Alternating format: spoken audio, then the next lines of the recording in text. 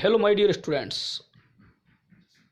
आज हम various SQL commands and its functions के बारे में पढ़ेंगे कि एसक्यूएल कमांड कौन कौन से होते हैं, वो कैसे काम में आते हैं, इस बारे में अपन चर्चा करने वाले हैं। तो सबसे पहले दोस्तों मैं इन्फॉर्मेशन तड़का पर आपका स्वागत करता हूँ और मुझे उम्मीद है कि आपको ये सब बहुत अच्छे से समझ में आएगा। तो दोस्तों आज बात करते हैं various SQL command and its functions. The SQL provides a pre defined set of commands that help us work on the relational databases. This section deals with the various SQL commands. हम इस section में बहुत सारे command के बारे में पढ़ेंगे। उससे ठीक पहले मैं आपको बता दूं कि ये कीवर्ड्स क्या होते हैं। Keywords are the words that have a special meaning in SQL। ठीक है, ऐसे वर्ड्स जिनकी स्पेशल मीनिंग होती है वो इनको हम कीवर्ड्स कहते हैं। They are understand to be the instructions. Here the SQL keywords have been printed in the capital letters. यहाँ हम पूरे चैप्टर के अंदर जहाँ जहाँ कैपिटल लेटर में लिखे होंगे वो सब कीवर्ड्स होंगे। कमांड्स, दूसरी बात होती है कमांड्स। कमांड्स और statement are the instructions given by you to the SQL database. ठीक है, commands consist one or more logically distinct part called clauses, जिनको क्लोज बोलेंगे हम। क्लोज क्या होते हैं वो भी बता दूंगा, जैसे कि सिंटेक्स के अंदर फ्रॉम सेल्स या वेयर वैल्यू इक्वल टू 15,000, ये सब क्लोजेज कहलाएंगे। Arguments complete for the modify in the meaning from of a clause in the above example cells is the argument। इसमें cells तो argument हो जाएगा and from is the keyword। ठीक है, और ये जो आपका likewise from clause का हो जाएगा, ये likewise value equal to 15,000 1500 is the argument और where is the clause। फिर आते हैं object।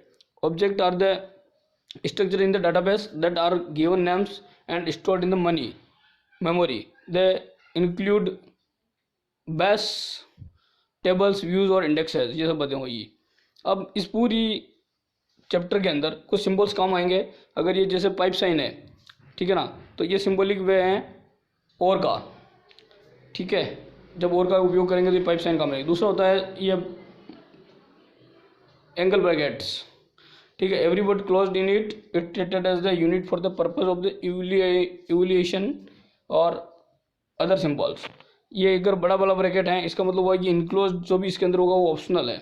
फिर अगर ये तीन बिंदी है अगर, तो इसका मतलब होता है कि प्रीसीड्स इट में be repeated any number of the times, कितनी भी बार रिपीट हो सकता है। और अगर ये जो अगला सिंबल है जिसके अंदर एक डॉट है और एक कॉमा है फिर डॉट डॉट है, इधर प्रीसीड्स में be repeated any number of the times with in the individual occurrence separated by the comma. और लास्ट वाला जो ब्रैकेट है ये आपका, इसको अपन बोलते हैं ये जो नोट सिंबल कहलाता है, ये एंगल ब्रैकेट कहलाएंगे ये आपका। ठीक है, क्रिएट टेबल। अब सबसे पहला इंपॉर्टेंट और कमांड है दोस्तों, वो है क्रिएट टेबल कमांड। सबसे मेन इंपॉर्टेंट बात आती है कि एसक्यूएल में टेबल कैसे बनती है और उसके लिए कौन सा कमांड है, तो क्रिएट टेबल कमांड इसके लिए इंपॉर्टेंट होता है।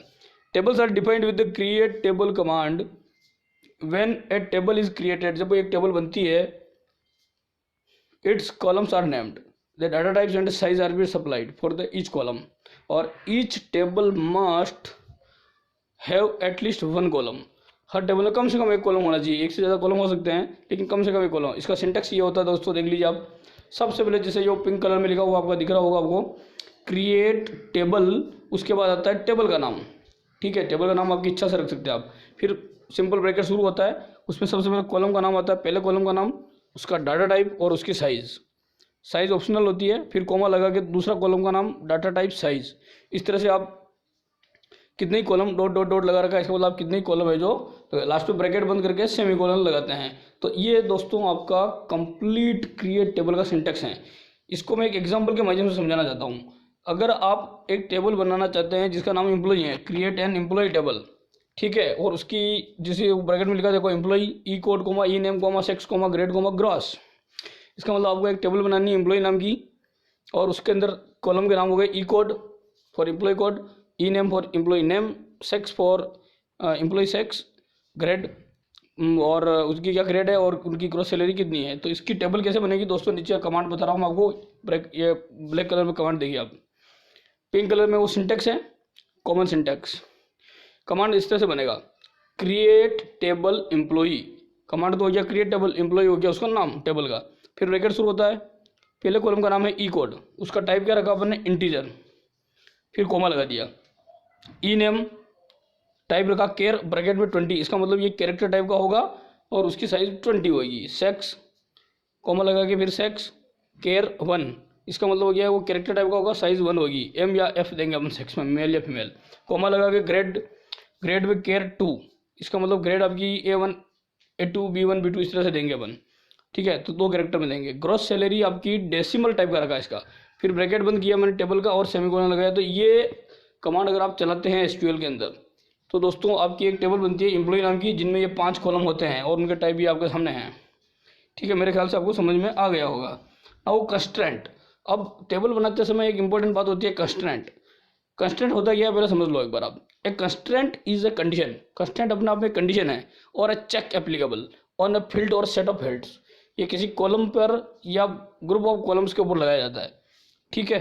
तो दोस्तों सबसे पहले मैं आपको बताना चाहता हूँ कि ये जो कंस्ट्रेंट होते हैं बहुत इंपॉर्टेंट है, और कंस्ट्रेंट टेबल कंस्ट्रेंट भी होते हैं, कॉलम कंस्ट्रेंट भी होते हैं। तो सबसे पहले अपन कॉलम कंस्ट्रेंट की बात करेंगे, ठीक है। ये अगर आप कंस्ट्रेंट लगाना चाहते हो तो सिंटेक्स कैसा होगा, ये ऐसा होगा, देख लीजिए आप। ये बता रहा हूँ मैं आपको पूरा क्रिएट टेबल, टेबल का नाम, फिर ब्रैकेट शुरू, कॉलम का नाम, डाटा का टाइप्स, फिर उसकी साइज अगर जरूरत हो तो, फिर उसके बाद कंस्ट्रेंट दिया जाता है, फिर कोमा, एक कॉलम पूरा हुआ, फिर कॉलम का नाम, उसका डाटा टाइप, साइज, फिर दूसरा उसका कंस्ट्रेंट, फिर कोमा लगा के इस तरह से आपके है जो कॉलम कंस्ट्रेंट मिलते हैं, ठीक है। और लास्ट में आप टेबल कंस्ट्रेंट अगर देना चाहो तो टेबल कंस्ट्रेंट देख सकते हैं आप, और फिर कॉलम का नाम, देन कॉलम का नाम। टेबल कंस्ट्रेंट देने के बाद कॉलम के नाम आते हैं। दोस्तों मैं इसको एक एग्जांपल के माध्यम से समझाना चाहूँगा। सबसे पहले आपको दोस्तों, जैसे उदाहरण के लिए देखो आप, ये क्रिएट टेबल, ये कमांड का नाम है आपका, क्रिएट टेबल एम्प्लॉय नाम की टेबल बनाई आपने अभी वो वाली, उसी पे अपन कंस्ट्रेंट देना चाह रहे हैं। तो कैसे देंगे, ये ई कोड इंटीजर नॉट नल, तो नॉट नल एक कंस्ट्रेंट हो गया, तो ये कॉलम कंस्ट्रेंट हुआ, तो ई कोड कॉलम पे लगा है। ई नेम कैरेक्टर 20 नॉट नल, ये भी कॉलम कंस्ट्रेंट हुआ जो ई नेम पे लगा है। सेक्स केयर 1 नॉट नल, ये भी नॉट नल भी एक कॉलम कंस्ट्रेंट हुआ जो सेक्स पे लगा है, ठीक है। अब डिफरेंट टाइप के कंस्ट्रेंट जो SQL में अलग हुए वो है, तो यूनिक कंस्ट्रेंट, दूसरा है प्राइमरी की कंस्ट्रेंट, तीसरा है डिफॉल्ट कंस्ट्रेंट, और चौथा है चेक कंस्ट्रेंट। इन कंस्ट्रेंट को अपन थोड़ा सा डिटेल से पढ़ेंगे। तो सबसे पहले दोस्तों मैं आपके सामने ले रहा हूँ यूनिक कंस्ट्रेंट। ये यूनिक कंस्ट्रेंट क्या होता है देख लीजिए आप। This constraint ensure that no 2 rows have the same value, किन्हीं 2 रो की वैल्यू सेम नहीं हो सकती है, ठीक है, एक पर्टिकुलर कॉलम में, in the specified columns. For example unique constraint का उपयोग कैसे करेंगे देखिए आप।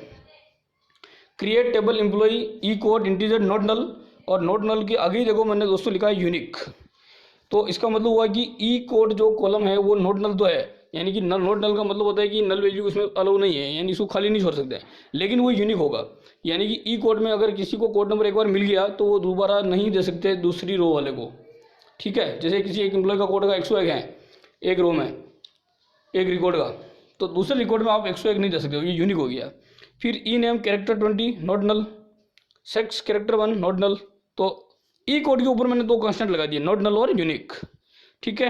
तो यूनिक आपको समझ में आ गया होगा कि कोई नहीं 2 रो के अंदर उस ई कोड कॉलम के अंदर वैल्यू सेम नहीं हो सकती, ये यूनिक हो गया आपका। अब आती है प्राइमरी की कंस्ट्रेंट।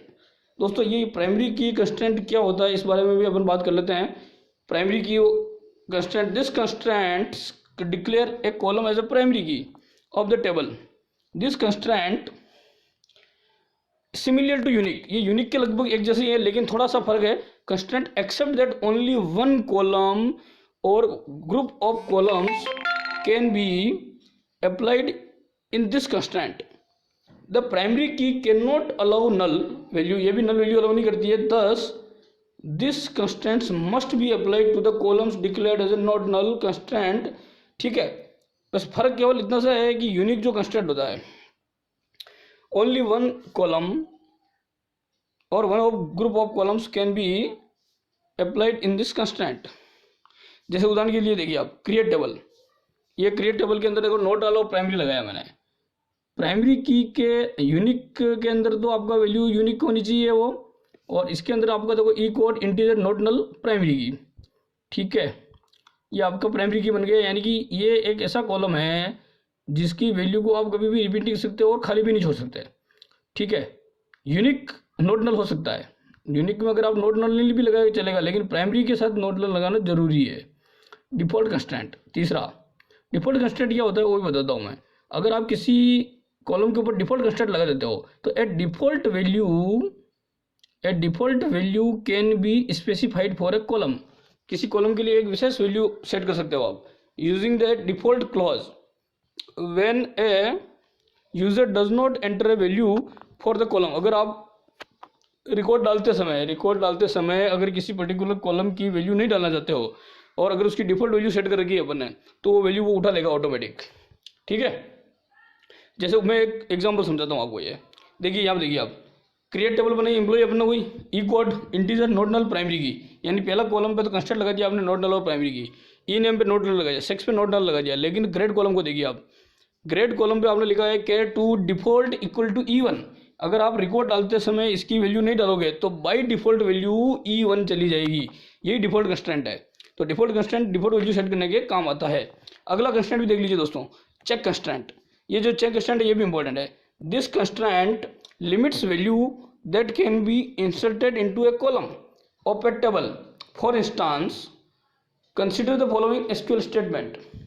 चेक, अगर आप कोई वैल्यू डालते समय इसकी चेक करना चाहते हो कि इससे ज़्यादा नहीं जानी चाहिए, इससे कम नहीं जानी चाहिए वैल्यू, तो इस तरह से चेक कंस्टेंट काम आता है। लिमिट काम का क्रिएट टेबल एम्प्लॉय, इसमें आप देख लीजिए दोस्तों, जो ग्रोस डेसिमल है आपका, ग्रोस कॉलम के डेसिमल पे आपने आगे लगा दिया चेक, और चेक के ब्रैकेट में आपने लिख दिया ग्रोस इज ग्रेटर देन 2000। यानी कि रिकॉर्ड डालते समय अगर आपकी ग्रोस कॉलम की वैल्यू अगर 2000 से कम डाली आपने तो वो उसको अलाउ नहीं करेगा। ठीक है, इसलिए आपने चेक कंस्टेंट लगा दिया कि ग्रोस इज ग्रेटर देन 2000 होना चाहिए। ग्रोस की वैल्यू अगर 2000 से ज़्यादा नहीं है तो ये आपकी वैल्यू को नहीं लेगा। ठीक है, this statement ensure that the value inserted for the gross must be greater than 2000। तो दोस्तों इस तरह से ये चीज़ें कंस्टेंट एक कॉलम पे लगते हैं। ये देख लीजिए आप, यहाँ पे भी देख लीजिए आप, ये किस तरह से when a check constants involve more than one column, ये एक या एक से अधिक कॉलम पे भी लग सकता है। कैसे लग रहा है देखो, इधर क्रिएट टेबल, आई कोड केयर 5 आइटम नाम की टेबल आपकी है, इसमें आई कोड प्राइमरी की है आपका, डिस्क्रिप्शन नोट नल है, रोल इंटीजर है, QH इंटीजर टाइप का है, और ये चेक किया आपने यहाँ पे check ROL is less than QH। लेकिन यहाँ ध्यान रखने की बात है कि हमेशा ROL की वैल्यू QoS से छोटी हो। ठीक है, ये मल्टीपल कॉलम पे भी लग सकता है। This statement compare two columns ROL और QH, thus these two columns must be defined before the check constant. ठीक है, इसलिए चेक कंस्टेंट्स के अंदर ये बातें बहुत इंपॉर्टेंट हो गई। Check constants can consist of a list of constant expression specified using in. आप इनके थ्रू भी कर सकते हैं, जैसे आपने लिखा यहाँ पे डिस्क्रिप्शन कैरेक्टर 20 चेक, लेकिन चेक करते समय आपने लिख दिया चेक के अंदर description in nut bolt screw range और नल, तो डिस्क्रिप्शन केवल इनमें से ही जाना चाहिए, इसके अलावा नहीं। इसमें आप बिटवीन क्लोज का भी उपयोग कर सकते हैं, जैसे यहाँ लिखा आपने price decimal check, price between 253 and 770, तो प्राइस आपकी इनके बिटवीन ही होनी चाहिए, बाकी नहीं। इसमें आप लाइक का उपयोग भी कर सकते हैं। ठीक है, तो ये इस तरह से आपका बहुत, लेकिन इंपॉर्टेंट जो बात है दोस्तों वो है कि अप्लाइंग टेबल कंस्टेंट। ये जो टेबल कंस्टेंट है ये इंपॉर्टेंट है। आप चाहें तो कॉलम के अलावा पूरी टेबल के ऊपर कंस्टेंट लगा सकते हैं। ये कैसे पॉसिबल है, तो दोस्तों इसे when a constant is to be applied on the group of columns of a table it is called the table constant. जब बहुत सारे कॉलम पर इसको लगाया जाता है तो उसको अपन टेबल कंस्टेंट कह सकते हैं। जैसे उदाहरण के लिए दोस्तों देखिए, अब create table items, I code character not null, description character 20 not null, ROL integer, QH integer, लेकिन आपने लिखा check ROL is less than QH, और unique I code comma description. अब ये यूनिक जो कमांड आपने लगाया, these two are the table constants. ठीक है ना, ये ROL इंटीजर है, QH इंटीजर है, और नीचे आपने दो कंस्टेंट लगा दिए, चेक कंस्टेंट और यूनिक कंस्टेंट। ये चेक कंस्टेंट और यूनिक कंस्टेंट दोनों टेबल पे लग रहे हैं, किसी कॉलम के ऊपर नहीं लग रहे हैं। तो मल्टीपल ग्रुप ऑफ कॉलम्स पर जब लगाए जाते हैं तो इसको अपन टेबल कंस्टेंट भी कहते हैं, और the table constants appears in the end of the table definition. ठीक है, for example if you want to combination of I code and description of the table items to be unique, ठीक है, then you may be write as followers. तो दोस्तों मुझे उम्मीद है कि आज आपको मेरा ये जो सेशन है बहुत पसंद आया होगा, और आपको मेरी create table command with constant पूरा समझ में आया होगा। तो दोस्तों मैं उम्मीद करता हूँ कि आप मेरे इस यूट्यूब चैनल को लाइक करेंगे, शेयर करें, सब्सक्राइब करेंगे सबके साथ, और अधिक से अधिक लोगों को शेयर करके उनको सब्सक्राइब करने के लिए कहें। Thank you very much.